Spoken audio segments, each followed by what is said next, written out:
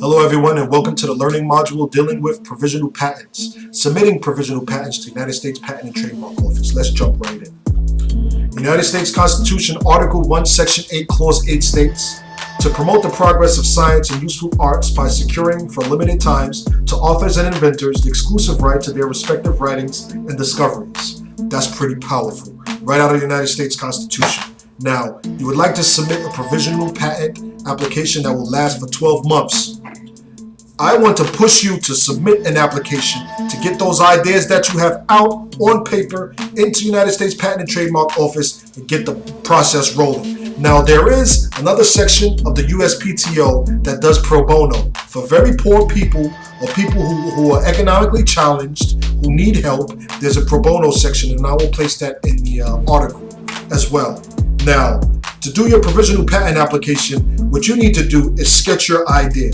Sketch something very simple, right? You can start out simple, you can number it, right? That's a sketch.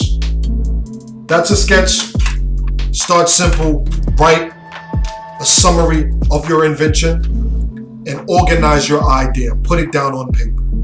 Then I want you to contact 1-800-786-9199. That is the help center at the USPTO for loan inventors. And they will explain to you the process of how you should document this. You should organize your document and submit it for a provisional patent application. And once you have a provisional patent application, that will give you a certain amount of time to organize yourself, organize your thoughts, organize further documentation, get an attorney, as well as maybe render your patent or render your invention into a prototype. Build a prototype, refine, do research and development, refine your idea into a contraption that works. Maybe build one prototype, maybe build 20. But the provisional patent application is a start. And what I want to do is push you to do that. And then once you do that, you're on your way. Because when I submitted my first provisional patent application, I honestly did not know the proper way. I did it like a science project where you have an abstract, you have a summary, and blah, blah, blah, blah, blah. The provisional patent application is a process that is a little lenient. It's more lenient than the utilities patent. But first, get your sketches down, draft a summary, contact the United States Patent and Trademark Office at the number that I stated, and I'll also put it in the article, and that can be your start. And they'll explain to you a little bit further where to go if you don't have an attorney.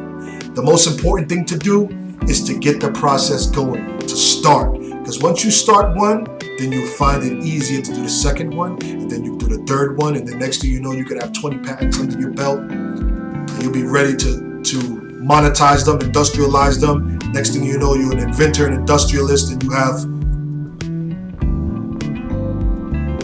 100 employees helping to create careers.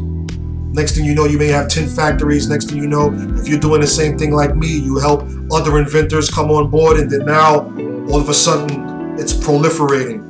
You know, it's a bigger ecosystem with more inventors. And what we need to do is to work together and share resources and share knowledge with each other. And that's what I want to do here. I want to help promote and increase the amount of STEM or STEAM, science, technology, engineering, art, and math, professionals and innovators, inventors and entrepreneurs to come out with their new innovative ideas. This is a start. Sketch your ideas, start the provisional patent application, contact the USPTO, and also in this article, I'm going to have a link to a book you can get from Barnes & Nobles or Amazon about the provisional patent application where you can learn more. I'm not an attorney, but I just know the process. I'm an inventor, I'm a trained architect, building designer. Sometimes I'm referred to as a design scientist, among other things. But anyway, I want you to start the process because the most important thing is to start it and go.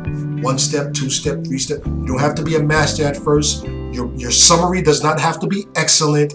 Your drawings don't have to be excellent. The most important thing is for you to see a template and to get started.